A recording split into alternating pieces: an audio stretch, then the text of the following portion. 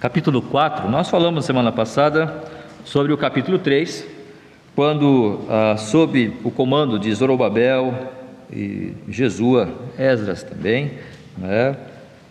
Mas de forma mais prática, mais talvez pessoal, particular ali, Zorobabel, líder que era do povo.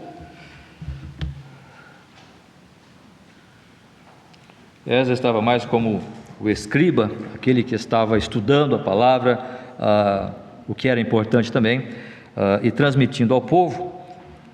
Mas nós vimos no capítulo 3 que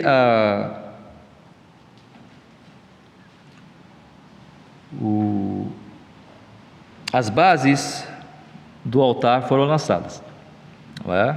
O povo retornou da onde eles estavam cativos, estavam retornando. 42 mil pessoas chegaram ali agora na sua terra e se ajeitaram, arrumaram suas casas, né? Se acomodaram. Isso leva um tempo, claro, pelo menos um ano levou para que isso acontecesse. Mas depois disso, então, eles começam o primeiro trabalho, que foi lançar as bases do altar. E depois de ter lançado as bases do altar, eles adoram ao Senhor. Eles fazem a festa, celebram a festa dos tabernáculos. Eles também sacrificam holocaustos ao Senhor pelo pecado do povo, também relembrando toda a peregrinação no deserto do Egito até a terra prometida, a Palestina. E depois disso, então, de ter lançado as bases do altar, eles iniciam, capítulo 3, versículo 10, vai dizer ali então que quando os edificadores lançaram os alicerces do templo do Senhor, apresentaram-se os sacerdotes paramentados e com trombetas, e os levitas, filho de Asaf, com símbolos para louvarem ao Senhor, seguindo as determinações de Davi, rei de Israel. Ou seja, então agora eles começam a lançar os alicerces, os fundamentos do templo. Eles querem agora construir o templo, porque é a orientação de Deus para eles, para o povo, para a nação como um todo. E no capítulo 4, então, nós temos uma nova situação acontecendo aqui. Capítulo 4, então, do versículo 1 em diante, vai dizer assim: ouvindo os adversários de Judá e Benjamim, que os que voltaram do cativeiro edificavam o templo ao Senhor, Deus de Israel. Chegaram-se a Zorobabel e aos cabeças de famílias, e lhes disseram: deixai-nos edificar convosco, porque como vós buscaremos a vosso Deus, como também já lhe sacrificamos desde os dias de Esaradom, rei da Síria, que nos fez subir para aqui. Porém Zorobabel, Jesua e outros cabeças de famílias lhes responderam: nada tendes conosco na edificação da casa a nosso Deus. Nós mesmos sozinhos a edificaremos ao Senhor, Deus de Israel, como nos ordenou Ciro, rei da Pérsia. Verso 4: então as gentes da terra desanimaram o povo de Judá, inquietando-o no edificar. Alugaram contra eles conselheiros para frustrarem o seu plano todos os dias de Ciro, rei da Pérsia, até ao reinado de Dário, rei da Pérsia. Nós temos aqui então um trabalho que está iniciando, a construção do templo. Agora, 42 mil pessoas ali, talvez nem todos, claro, mas muitas pessoas estavam envolvidas na construção desse trabalho, na mão de obra efetivamente. Algumas coisas, irmãos, nós precisamos salientar aqui, e é importante nós percebermos isto, e como que Deus pode trabalhar nas nossas vidas. É uma coisa que a gente precisa entender de forma muito clara: Deus não estava em nenhum momento como objetivo principal a edificação de um templo, ok? Nós precisamos entender isso. Quando Davi intentou construir uma casa ao Senhor Deus, o que ele disse? Deus não habita em templos feitos por mãos humanas, não é? Mas é claro que ele permitiu que se construísse aquilo para que o povo pudesse ter um norte, ter um referencial de adoração. Mas o que Deus queria efetivamente ali é que o povo entendesse que ele era muito maior do que aquele templo. Quando do tabernáculo, também da mesma forma. O tabernáculo servia, e o templo servia como um local onde Deus iria se mostrar ao povo e ele ia estabelecer algumas regras, algumas orientações para a adoração a Deus. E isso nós precisamos entender, que Deus não estava tão somente preocupado ou objetivando única e exclusivamente a construção de um prédio. O que Deus queria com isso era, na verdade, trabalhar com o povo. O que Deus queria com isso era trabalhar na vida daquele povo, através de situações corriqueiras, situações do dia a dia, situações que nós vamos viver e experimentar, e nem sempre são tão boas, mas são realidades que precisamos vivenciá-las. E essas situações muitas vezes vão trabalhar, como já temos falado, contra nós mesmos, quebrando-nos, amoldando-nos à própria vontade de Deus na nossa vida. Talvez o povo, esses 42 mil homens e mulheres que chegaram ali para a reconstrução do templo, olha, o rei Ciro nos dirigiu, ou seja, ele escreveu, ele orientou, ele liberou-nos para voltarmos à nossa terra e reconstruir o templo. Nada haverá mais de nos impedir. Nós vamos construir o templo e está tudo certo. E eu posso imaginar na mente, na cabeça daquelas pessoas toda a alegria, todo o prazer. Tanto é que eles estavam a poucos versículos aqui, não é? Celebrando, comemorando, os sacerdotes todos aparamentados aqui com todas as indumentárias próprias do culto a Deus, e eles estavam felizes. Nós lemos semana passada que as vozes deles ecoavam até longe, de longe se podia ouvir a alegria daquele povo.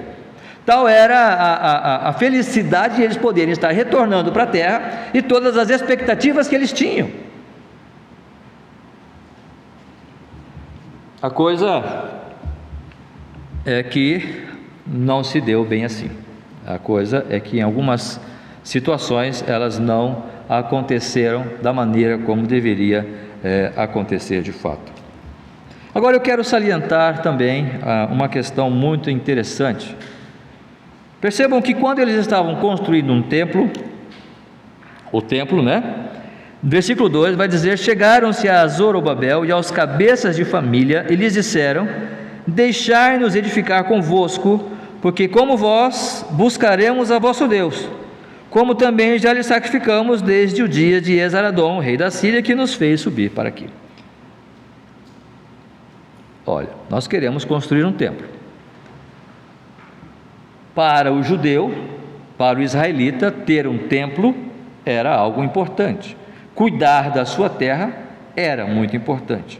Eles sabiam que lá da primeira vez eles tinham quantas mil pessoas, irmãos, se lembram, não? Quantas mil pessoas que eles tinham na construção do templo? Se lembram? 180 mil pessoas. Agora ele tem só 42 mil pessoas. Diminuiu 4 vezes o número de pessoas, de contingente para realizar aquela obra. Não seria interessante ter uma mãozinha de obra a mais aí para a gente resolver o problema? E quanto mais rápido, melhor? É uma questão estratégica, uma questão de inteligência, é uma questão de sabedoria, é uma questão de você poder jogar com o que você tem. Se esse povo está chegando aqui e eles querem nos ajudar a construir o templo, por que não? Não tem nada mais lógico, mais justo, até porque poderíamos fazer aqui a política da boa vizinhança, Olha, vamos liberá-los, vamos aproveitar, e eles nos ajudam, e nós também estendemos a mão para eles, no sentido de termos paz aqui, enquanto estivermos vivendo aqui, não é? Tudo estaria caminhando bem. Como você pensaria? Como eu pensaria? Se estivéssemos no lugar de Zorobabel e de Jesua, os principais, os líderes daquele povo, como nós pensaríamos? Como você pensaria se você estivesse no lugar dele para determinar, como líder que você fosse, ou gerenciar essa situação? O fato é que, versículo 3, Zorobabel, e Jesua e os outros cabeças de família lhes responderam: nada tendes conosco na edificação da casa a nosso Deus, nós mesmos sozinhos a edificaremos ao Senhor, Deus de Israel, como nos ordenou Ciro, rei da Pérsia. Zorobabel tem algum problema? Zorobabel, ele está com um problema de entendimento das coisas? Porque, preste atenção, olha a resposta que ele dá: nós mesmos sozinhos edificaremos ao Senhor, Deus de Israel. Mas o povo daquela cidade, eles vão dizer no versículo 2, como nós já lemos, né? Porque como vós buscaremos a vosso Deus. Isso é evangelismo puro, não é? Deixe esse pessoal chegar, porque eles estão professando que vão adorar a Deus, ao nosso Deus também. E a construção do templo é com relação ao nosso Deus. Então, qual é a regra que vai imperar? A regra da adoração ao nosso Deus, o Deus de Israel. Mas Zorobabel, Jesua e os outros líderes disseram: não, vocês não têm nada conosco na construção da casa ao nosso Deus. Talvez se eu fosse um israelita ali, possivelmente, ouvindo a decisão de Zorobabel, Zorobabel nem foi inteligente e muito menos educado, porque ele poderia pelo menos ter usado um pouco mais de diplomacia para convencer aquelas pessoas, talvez, e dispensá-los. Olha, obrigado, já temos muita gente, nós não sabemos, eu vou fazer uma escala aqui, vamos ver como é que vai ficar, e depois a gente entra em contato, eu mando uma mensagem pelo WhatsApp e a gente vai conversando aí. Não, ele cortou pela raiz. Mas nós queremos chegar e queremos adorar ao Deus de Israel também.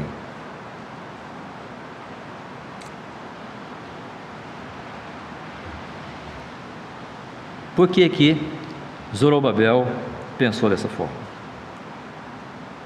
Porque ele sabia quem eram aquelas pessoas. Aquelas pessoas eram samaritanos. E nós sabemos da história dos samaritanos, que quando o rei da Síria levou cativo o povo de Israel, a primeira leva para o cativeiro assírio, não o cativeiro babilônio, né? Quando o rei da Síria foi a Israel e levou um primeiro montante de pessoas, muitos ficaram lá, naquela região, judeus, talvez mais pobres, talvez menos abastados, ficaram ali, morando naquela região. E então, ele trouxe pessoas da Síria para morar ali também naquela região. E eles se casaram, israelitas que eram com povos de outras nações, assírios que vieram para morar aí naquela região, que ficou um tanto desabitada, ou com uma população bem menor do que tinha antes. E aí é da onde vem o povo samaritano. E nós vamos ver essa realidade lá em João capítulo 4, quando Jesus fala com a mulher samaritana, e os seus discípulos censuram Jesus: você está conversando com a mulher samaritana, não é? E aí a palavra de Deus vai dizer, porque os samaritanos não falam com os judeus, e os judeus com os samaritanos, né? Então criou toda aquela situação ali. Vamos ver em 2 Reis capítulo 2 Reis 17, do 26 ao 34.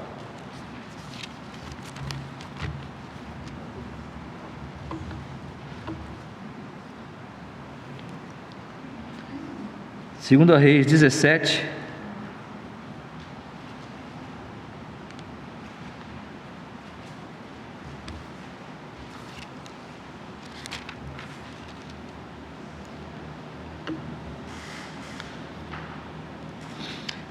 vamos ver a partir do 24, irmãos.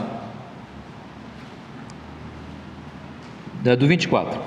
2 Reis 17, 24. O rei da Síria trouxe gente de Babilônia, de Cuta, de Ava, de Amate, de Sefarvaim, e a fez habitar nas cidades de Samaria, em lugar dos filhos de Israel, aqueles filhos que eles tinham levado para a Síria, tá? Tomaram posse de Samaria e habitaram nas suas cidades. Versículo 25: a princípio, quando passaram a habitar ali, não temeram o Senhor. Então mandou o Senhor para o meio deles leões, os quais mataram a alguns do povo.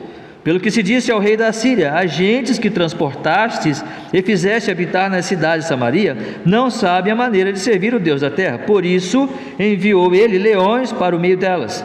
os quais as matam, porque não sabem como servir o Deus da terra. Percebam, assírios vieram para Samaria, onde tinham alguns judeus, e ali se casaram e se misturaram, formando os samaritanos, e Deus enviou como julgamento para aquela nação, para aquela sociedade ali, como diz a palavra, leões, para julgá-los, para discipliná-los, ok?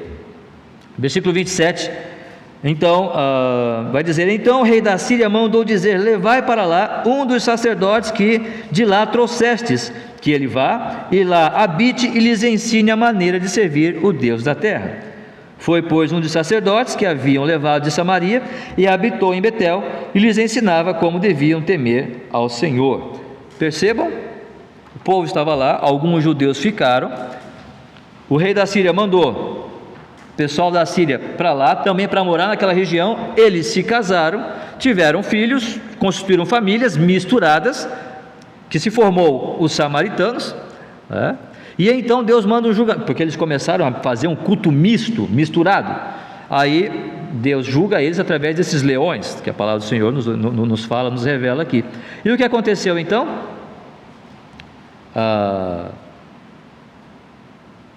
Chega até o rei da Síria, Deus enviou leões para matar e julgar aquelas pessoas. Faz o seguinte: pega um sacerdote que está aqui, que morava em Samaria, judeu, e leva ele para poder ensinar o povo a como servir ao Senhor. E com certeza o sacerdote chegou ali e passou então a ensinar a fazer o culto a Deus. Porém, embora as coisas nem sempre são como devem ser. No versículo 29, porém cada nação fez ainda os seus próprios deuses nas cidades em que habitava, e os puseram nos santuários dos altos que os samaritanos tinham feito. Os de Babilônia fizeram Sucote e Benote, os de Cuta fizeram Nergal, e os de Amates fizeram acima, e assim por diante. Versículo 34, então, terminando, para não se tornar muito longa a nossa leitura. Até o dia de hoje, fazem segundo os antigos costumes, não temem o Senhor, não fazem segundo os seus estatutos e juízos, nem segundo a lei e o mandamento que o Senhor prescreveu aos filhos de Jacó, a quem deu o nome de Israel. Percebam que aquele povo que veio conversar com eles era um povo que tinha como característica uma adoração misturada. Não temiam e não serviam ao Deus de Israel pura e especificamente. Havia uma cultura de miscigenação cultural, religiosa e de etnia. E Zorobabel e Jesua, principalmente, eles vão dizer: não, nós não queremos vocês aqui. O culto a nosso Deus deve ser realizado por nós, e toda a obra deve ser realizada pelo povo que ele separou. Só que esta decisão de Zorobabel e Jesua custou-lhes 16 anos de impedimento da construção do templo. Percebam que no versículo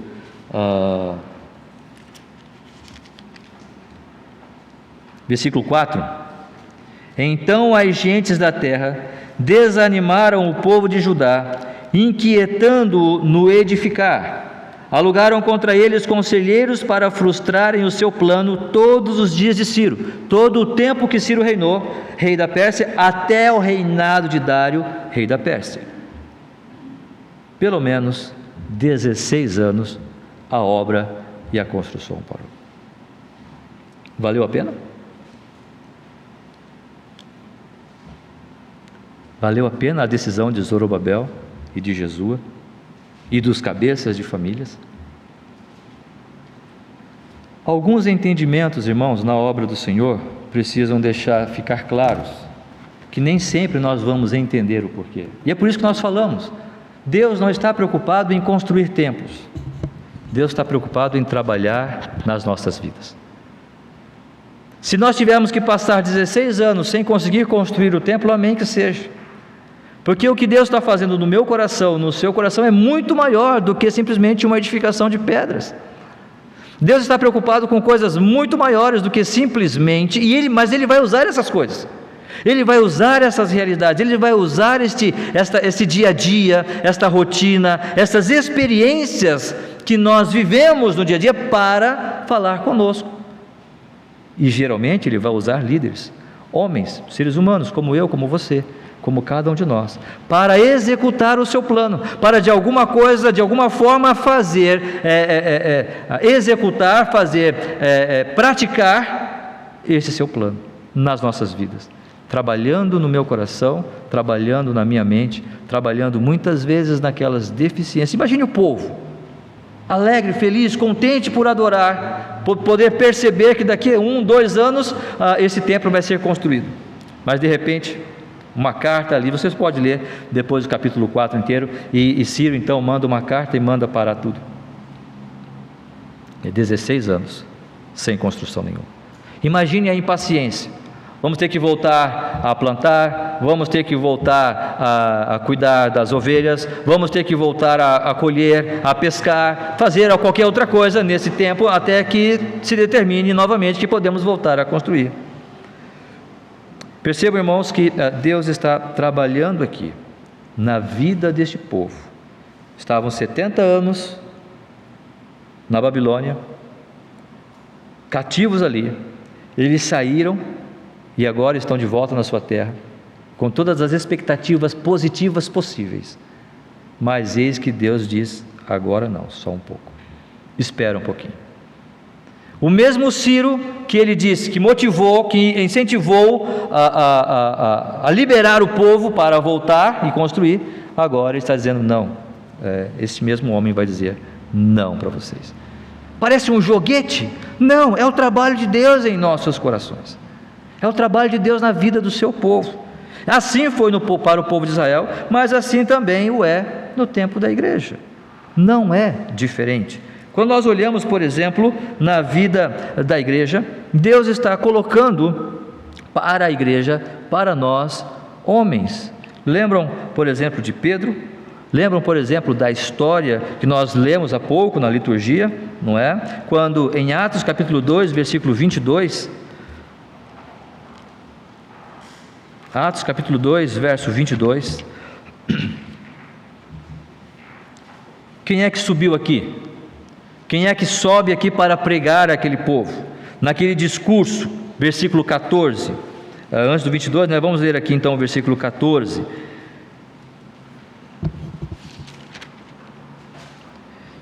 Naquela ocasião, onde 120 pessoas estão reunidas naquela casa, por ocasião da descida do Espírito Santo, do Pentecoste, e no versículo 14 então vai dizer: então se levantou Pedro com os 11, Pedro e mais 11, os 12, e erguendo a voz, advertiu-os nesses termos: varões judeus e todos os habitantes de Jerusalém, tomai conhecimento disto e atentai nas minhas palavras. Ou seja, Pedro está falando para aquela nação, para aquelas pessoas que estavam ali reunidos em Jerusalém naquela casa, e ele está pregando a respeito do Senhor Jesus Cristo. E mais no versículo 22, ele vai dizer: varões israelitas, atendei a essas palavras de Jesus o Nazareno, varão aprovado por Deus diante de vós, com milagres, prodígios e sinais, os quais o próprio Deus realizou por intermédio dele entre vós, como vós mesmos sabeis. Verso 23, sendo este entregue pelo determinado desígnio e presciência de Deus, vós o matastes. Como assim eu não matei ninguém? Que decisão é essa, Pedro? Que palavra é essa, Pedro? Você está delirando, Pedro. Eu não estava aqui, Pedro. Eu vim de longe para participar aqui da reunião do Pentecoste. Você está dizendo que eu matei Jesus? Pedro, você tem certeza que você realmente é um dos 12?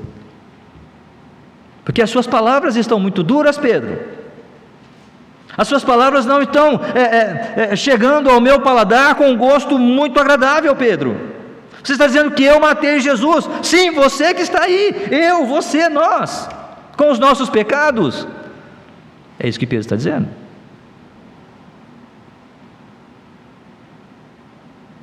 Efésios capítulo 4 vai dizer que Deus concedeu uns para apóstolos, outros para profetas, outros para evangelistas e outros para pastores que são mestres.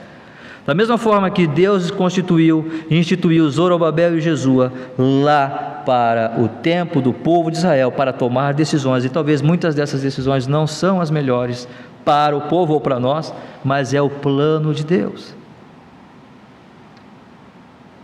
Talvez a palavra de Pedro não é a melhor, É claro que é melhor, pois é a palavra de Deus. Mas aos nossos ouvidos elas talvez não vão soar tão aprazíveis quanto nós desejaríamos que soasse.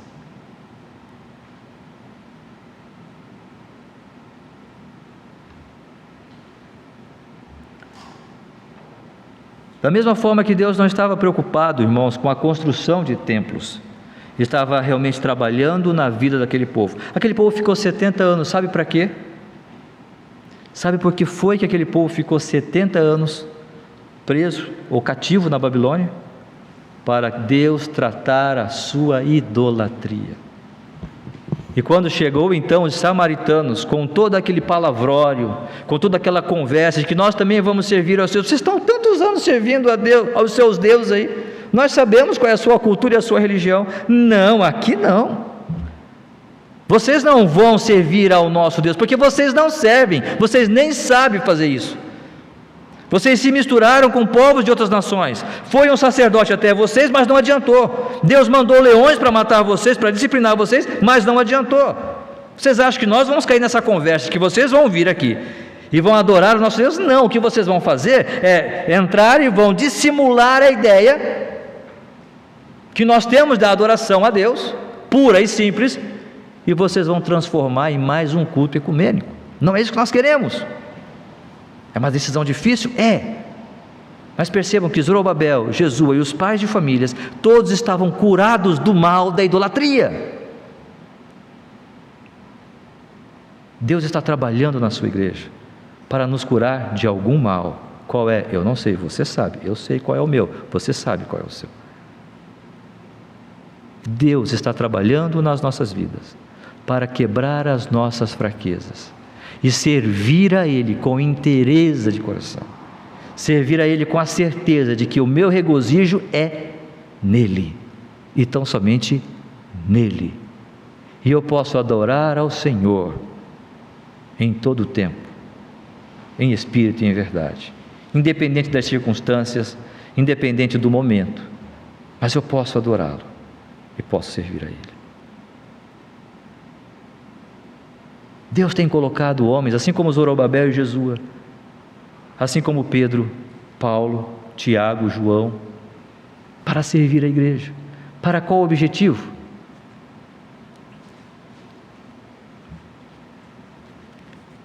Efésios 4:11.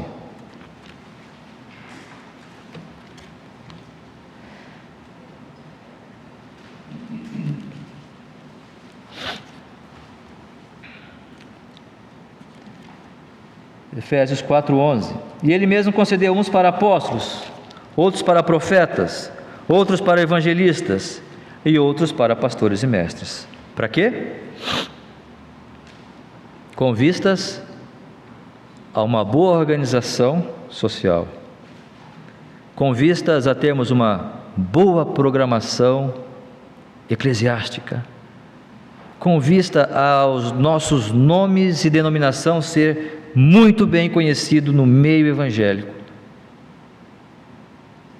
Não, com vistas ao aperfeiçoamento dos santos, para o desempenho do seu serviço, para a edificação do corpo de Cristo.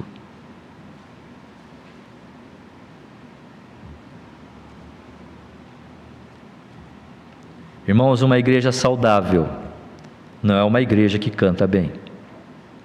Uma igreja saudável não é uma igreja cujo pastor prega muito bem.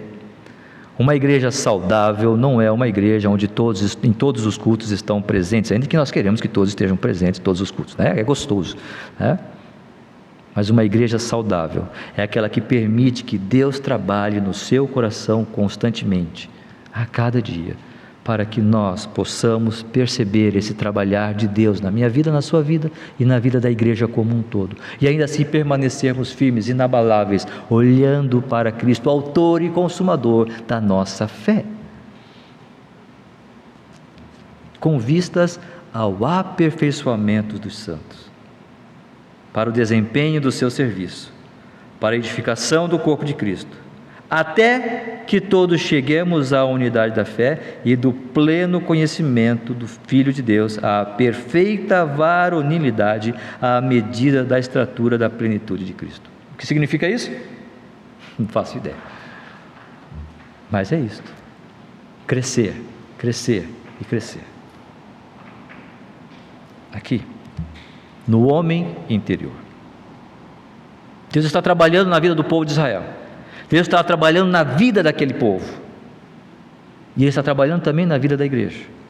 Mas sabe o que mais? Ele está também trabalhando na sua vida particular. Na minha vida particular. Não estamos falando agora do povo de Israel. E não estamos falando também tão somente da vida da igreja como instituição ou como corpo de Cristo. Eu quero falar da igreja agora, esse entendimento do senhorio de Cristo na minha vida. Assim como Deus colocou Jesua e Zorobabel e outros pais de famílias para tomarem decisões com relação ao povo de Israel, Deus também colocou os apóstolos, e Deus colocou pastores, Deus colocou evangelistas, homens, líderes, para realizar o trabalho da igreja. E já sobre esses homens, uma responsabilidade tremenda. É difícil falar sobre isso, porque às vezes parece que eu estou puxando sardinha aqui para a minha brasa, Mas é a realidade. Eu posso imaginar que talvez eu fosse um dos israelitas, como já falei, apenas relembrando um pouco, e estivesse no lugar ali, ou fosse um dos israelitas, e estando vendo a decisão dos meus líderes, eu ia dizer: não, você errou. Nós tínhamos oportunidades maravilhosas de fazer uma ótima ação aqui, e até mesmo evangelizar essa galera que está vindo. Não sei, talvez existiam alguns Márcios ali, que ia reclamar, iria se opor. Mas o fato é que tudo isso estava dentro do plano de Deus. Porque se Deus quisesse, Ele poderia destruir Ciro, Ele poderia destruir Dário, Ele poderia destruir todas aquelas pessoas que estavam ali inventando coisas. Mas Deus não quis fazer isto. Deus quis: vocês vão ficar 16 anos para provar se vocês realmente se livraram da idolatria. Qual é a minha idolatria? Qual é a sua idolatria? Qual é aquela coisa que nós temos e que nós precisamos nos curar dela? Qual é aquele pecado, aquele vício? Qual é aquela fraqueza? O que foi que o Senhor, nas palavras de Pedro, falou àquela congregação que estava reunida naquela casa? Versículo 36, nós lemos isto, Atos 2, 36. Esteja absolutamente certa, pois, toda a casa de Israel, de que a este Jesus que vós crucificastes, Deus o fez Senhor e Cristo. Agora nós estamos falando de Jesua ou Zorobabel. Nós não estamos falando de pastores, apóstolos, evangelistas, estamos falando do senhorio de Cristo, da liderança de Cristo na minha vida, no meu coração. Jesua e Zorobabel, um tipo de Cristo, líderes que tomaram decisões pelo povo. Pastores e mestres são aqueles homens que Deus, o próprio Senhor Jesus Cristo, coloca na vida da igreja para servir de orientador. Não sou eu que estou dizendo, é a palavra de Deus que faz isto. De orientador para o povo de Deus. Agora tem o orientador maior, tem o sumo pastor, a qual todos nós temos que dobrar os nossos joelhos e somente a Ele dar toda a glória, como líder maior que é no meu coração e no seu coração, e este é o Senhor Jesus Cristo. Como dissemos na liturgia, por mais que você não creia, por mais que talvez eu queira ser Senhor da minha vida, por mais que eu queira contestar as decisões de Cristo sobre mim, Ele é Senhor. Por mais que eu queira dirigir a minha vida conforme a minha vontade, Ele continuará sendo Senhor. Mesmo que Ele tenha que mandar leões para me matar, mesmo que Ele tenha que mandar feras ferozes para me disciplinar, momentos terríveis, situações difíceis, dores internas aqui, decepções, frustrações, Ele o fará, sabe por quê? Porque Ele é Senhor. principalmente daqueles que já confessaram a Ele como Senhor da sua vida, que já confessaram um dia que eu reconheço o meu pecado e agora eu quero entregar a minha vida ao Senhor Jesus. Ele continua sendo líder do meu coração e do seu. Sabe por quê? Porque lá em 1 Coríntios capítulo 6, versos 19 e 20, 1 Coríntios 6, 19 e 20,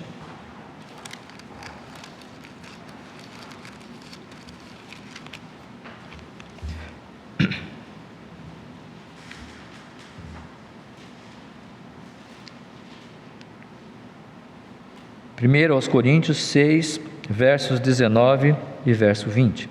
Acaso não sabeis que o vosso corpo é santuário do Espírito Santo, que está em vós, o qual tendes da parte de Deus, e que não sois de vós mesmos? Percebam, eu não pertenço a mim, o meu corpo não pertence a mim. Sabe por quê? Porque eu fui comprado por preço, e esse preço é o sangue de Cristo. Porque fostes comprados por preço, agora pois glorificai a Deus no vosso corpo.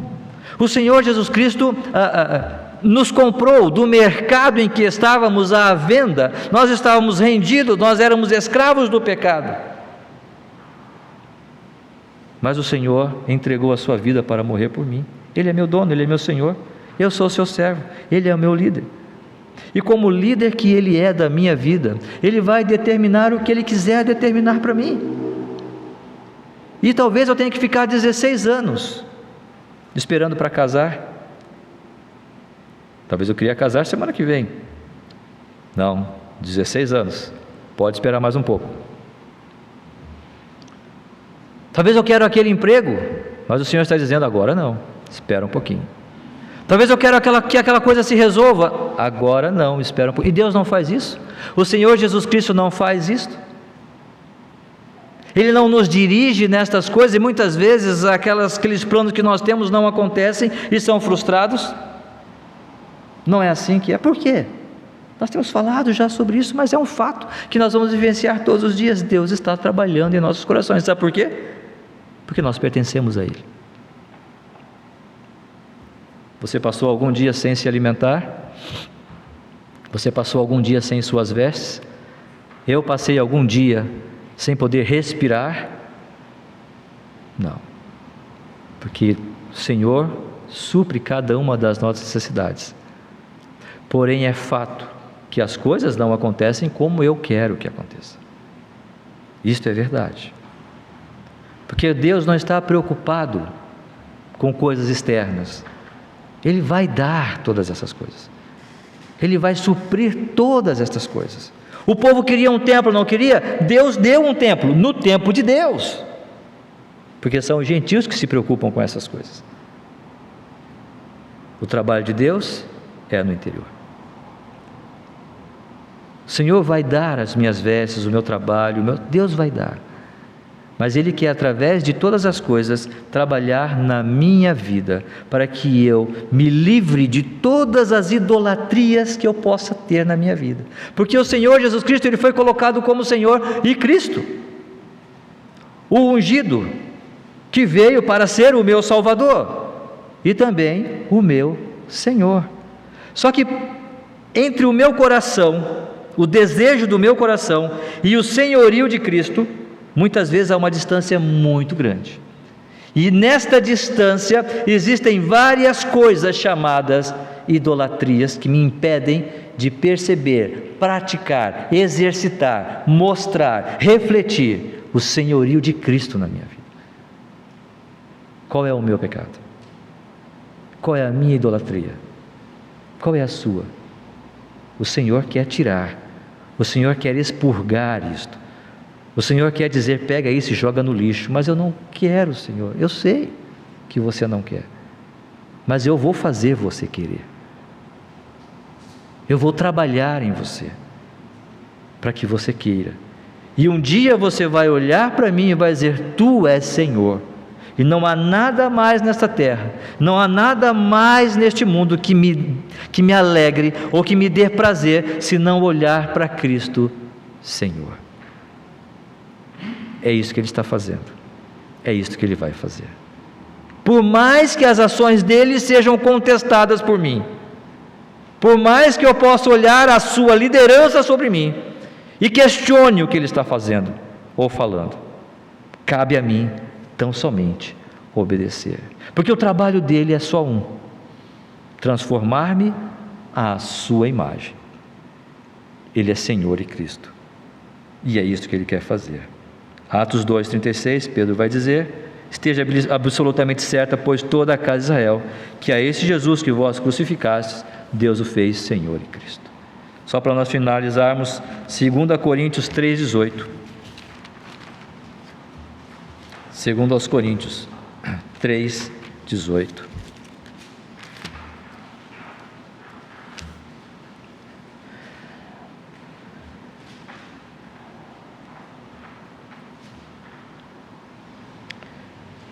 Segundo aos Coríntios 3,18 vai dizer: e todos nós, com o rosto desvendado, contemplando como por espelho a glória de quem? Do Senhor, somos transformados de glória em glória na sua própria imagem, como pelo Senhor, o Espírito. É essa transformação. Este é o propósito. Transformarmos. Não é ter uma igreja chiquetosa, não é ter um ministério muito ativo ou reconhecido, não é ter realizações, é sermos transformados de glória em glória na própria imagem de Cristo Jesus, pela pessoa do Espírito Santo, o Senhor. Estamos dispostos a isso? Receber esta liderança? Eu não sei o que o povo fez lá em Israel, quando Zorobabel, Jesua e os líderes fizeram ou tomaram a decisão que tomaram, mas eles precisavam expurgar aquele povo que estavam na sua cultura adorando outros deuses. A igreja precisa ser trabalhada nisso a cada dia também, para que nós olhemos e sirvamos ao Senhor a cada dia. O mundo está aí com todas as suas ideias e sugestões para nós, e muitas vezes é difícil nós detectarmos isto, e na minha vida pessoal e particular, muito mais. A liderança do Senhor Jesus Cristo, ela também é real e precisa ser reconhecida a cada dia, de glória em glória, dia a dia, experiência em experiência, lágrima em lágrima, sorriso em sorriso, que o Senhor quer me transformar à sua imagem. Que Deus nos abençoe. Aceitemos isso, vivamos isso, experimentemos isto nesta semana e deixemos o Senhor, nosso líder que é, nosso Senhor que é, realizar a sua tarefa de transformação em nossos corações. Amém? Vamos ficar em pé, irmãos, e vamos cantar mais uma vez o louvor Sonda, meu Deus, vê se há em mim, pois vês meu coração, prova meu Pai e